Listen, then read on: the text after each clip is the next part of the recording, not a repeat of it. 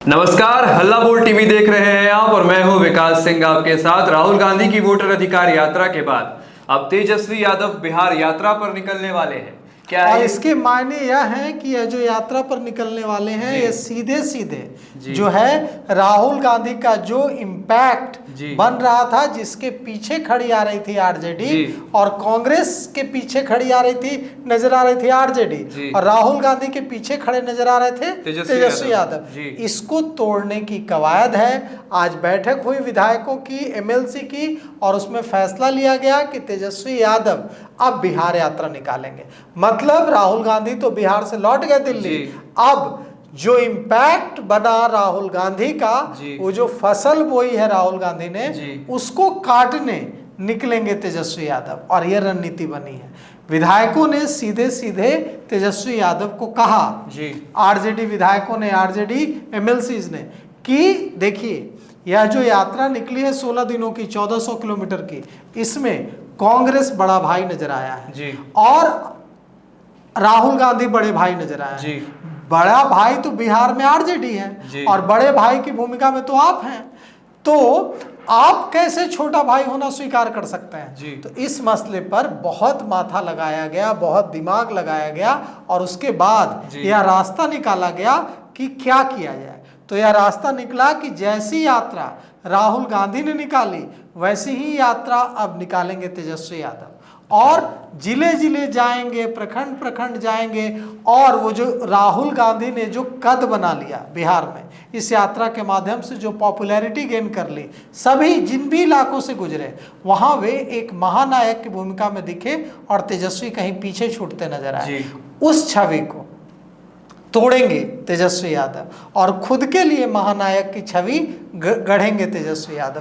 तो चुनाव में तेजस्वी यादव महागठबंधन बनाम एनडीए बाद में होगा, अभी महागठबंधन के अंदर राहुल बनाम तेजस्वी की लड़ाई शुरू हो गई। मतलब राहुल गांधी ने 16 दिनों की यात्रा निकाली, 1400 किलोमीटर का सफर तय किया, बुलेट पर घूमे, खुली गाड़ियों पर घूमे, पैदल भी चले, मखाना किसानों के साथ तालाब में भी उतरे, अपना ढाबा में जाकर चाय और चाउमीन का स्वाद भी लिया, मैगी भी खाई, बात भी की किसानों से और चले तो गए ना। राहुल गांधी चले गए, अब तेजस्वी का अध्याय शुरू हो गया। और तेजस्वी यादव, राहुल गांधी ने फसल बोई, फसल लहलहा रही है। अब इस फसल पर किसकी नजर है? तेजस्वी यादव की। अब इस फसल को काटने तेजस्वी यादव हंसुआ लेकर निकल गए हैं। अब तेजस्वी यादव इस फसल को काटेंगे और यही रणनीति आज तेजस्वी यादव के आवास पर जो विधायकों और विधान पार्षदों की जो बैठक हुई उसमें ली गई है। यह जो यात्रा है इसको हल्के में नहीं ले सकते हैं। यह यात्रा बड़ी जो राहुल गांधी की जो यात्रा थी उसने जितना सिरदर्द नहीं दिया एनडीए को, उससे कहीं ज्यादा, कई गुना सिरदर्द दे दिया तेजस्वी यादव को। यही वजह है कि तेजस्वी यादव और आरजेडी ने जो समापन कार्यक्रम हुआ आखिरी दिन पटना में डाकबंगला चौराहे पर, उससे आरजेडी के समर्थक गायब रहे। फीका दिखा वो, इसीलिए गायब रहे। इतना हुजूम तो जिन जिलों से गुजर रहे थे, नवादा में और गया औरंगाबाद में और सासाराम में और मुजफ्फरपुर में उमड़ जाता था, जितना हुजूम यहाँ उमड़ा।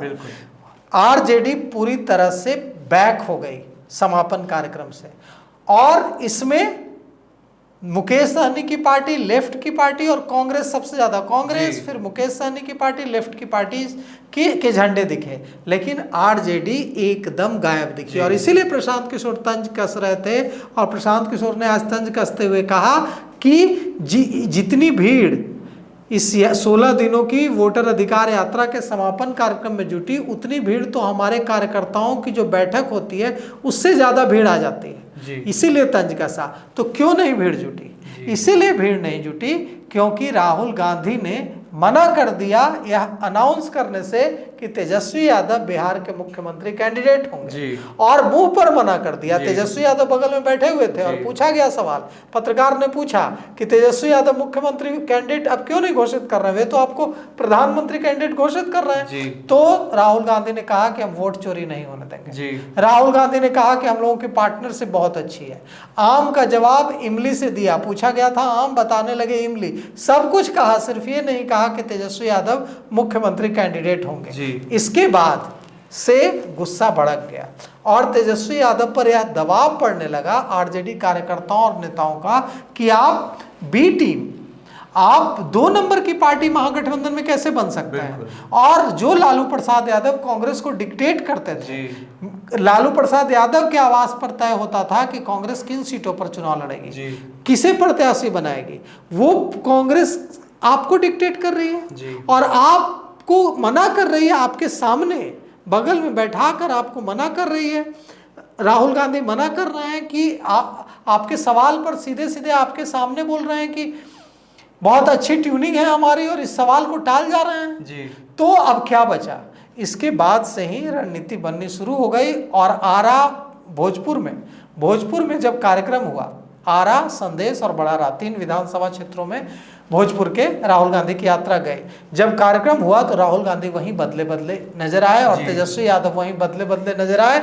आपस की ट्यूनिंग वहीं टूटी नजर आई, क्योंकि तेजस्वी यादव ने मंच से क्या कहा, तेजस्वी यादव ने मंच से कहा कि आपको डुप्लीकेट सीएम चाहिए कि ओरिजिनल सीएम। जनता से हाथ उठवा लिया, मतलब राहुल गांधी ने घोषित नहीं किया तो उन्होंने खुद से राहुल गांधी की मौजूदगी में खुद को सीएम कैंडिडेट घोषित कर लिया कि देखिए सीएम तो मैं बनूंगा, ओरिजिनल सीएम यहाँ है। और इसके बाद जो कार्यक्रम हुआ, समापन कार्यक्रम, जो पदयात्रा निकली, उससे आरजेडी पूरी तरह से अलग हो गई। मतलब संकेत दे दिया कि देख लीजिए आपकी जो यात्रा है, वोटर अधिकार यात्रा, वो इसलिए सफल हुई क्योंकि आरजेडी उसके साथ थी। अगर आरजेडी ने हाथ खींच लिया तो आपका स्ट्रेंथ ये है।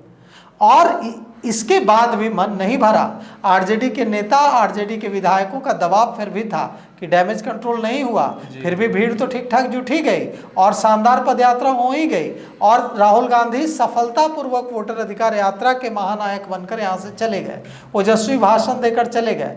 अब आपको कुछ करना होगा। तो करने का तरीका यह निकाला गया कि जिस तरह की वोटर अधिकार यात्रा राहुल गांधी के नेतृत्व में निकली, उसी तरह की यात्रा आप भी निकालिए और उसके नायक आप रहिए।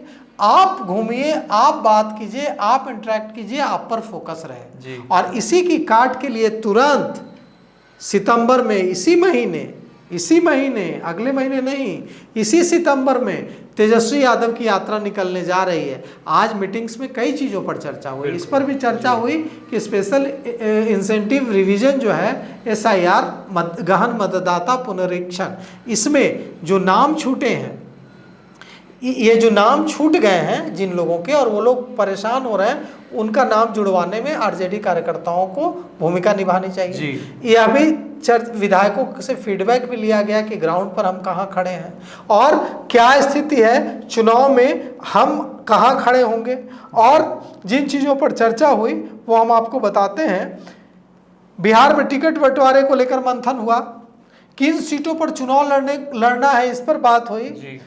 और इस पर बात हुई कि मोदी, प्रधानमंत्री नरेंद्र मोदी की मां को गाली देकर जो सेल्फ गोल हुआ है, जो उसको डैमेज कंट्रोल कैसे करना है, उसको डिफेंड कैसे करना है, क्योंकि यह इस मुद्दे पर जनता भारतीय जनता पार्टी के साथ खड़ी दिख रही है कि किसी की माँ को, हर कोई यह कह रहा है कि नहीं, किसी की, प्रधानमंत्री नरेंद्र मोदी की माँ हो या किसी मजदूर की माँ हो, किसी की माँ जो अब इस दुनिया में भी नहीं है, गाली देना ठीक नहीं। तो डैमेज कंट्रोल की भी रणनीति बनी है। राहुल गांधी की यात्रा के बाद आरजेडी को कैसे फिर से बड़ा भाई दिखाना है, इसकी रणनीति बनी है। कैंडिडेट्स को कैसे शॉर्टलिस्ट करना है और दावेदारों को कैसे परखना है। एक एक सीट पर 50-50 दावेदार हैं, उनमें चुनना कैसे है प्रत्याशी को, इस पर बात हुई। और इस पर बात हुई कि विधायकों से फीडबैक लेना है कि जनता के मुद्दे क्या हैं और किन मुद्दों पर जो यात्रा निकलेगी वो जब उस विधानसभा में से गुजरेगी, जिस विधानसभा में जो आरजेडी के प्रत्याशियों की लिस्ट है, उनसे तेजस्वी यादव पूछेंगे कि आपके विधानसभा क्षेत्र के मुद्दे क्या हैं, स्थानीय मुद्दे, और उन मुद्दों को जाकर उठाएंगे जी। वहां कि मान लीजिए कहीं पुल नहीं है, कहीं ओवरब्रिज नहीं है, कहीं रेलवे लाइन पर गुमटी नहीं बनी हुई है, जाम की समस्या लगती है, कहीं पानी की दिक्कत है, कहीं प्रदूषण की दिक्कत है, तो जहां का जो स्थानीय मुद्दा होगा वो पहले उसकी लिस्ट लेंगे स्थानीय प्रत्याशियों की सूची से, जो प्रत्याशी की लिस्ट में नेता होंगे उनसे लेंगे, और फिर उन्हीं मुद्दों को जाकर वहां उठाएंगे। तो अब राहुल गांधी की वोटर अधिकार यात्रा 16 दिन की खत्म हो गई है, लेकिन राजनीतिक तापमान कैसे कम होगा, चुनाव आने वाला है भाई, तो निश्चित रूप से तेजस्वी यादव अब अपना दम दिखाएंगे और यात्रा पर निकलेंगे। तो देखा आपने किस तरीके से राहुल गांधी की वोटर अधिकार यात्रा खत्म होते ही तेजस्वी यादव ने यह ऐलान कर दिया है कि अब मैं बिहार यात्रा करूंगा, और उसके लिए उन्होंने अपने प्रत्याशियों को भी काम पर लगा दिया है। फिलहाल इस पेशकश के लिए इतना ही। इस खबर पर आप क्या सोचते हैं हमें कमेंट करके ज़रूर बताइएगा। तब तक के लिए देखते रहिए हल्ला बोल टीवी। शुक्रिया।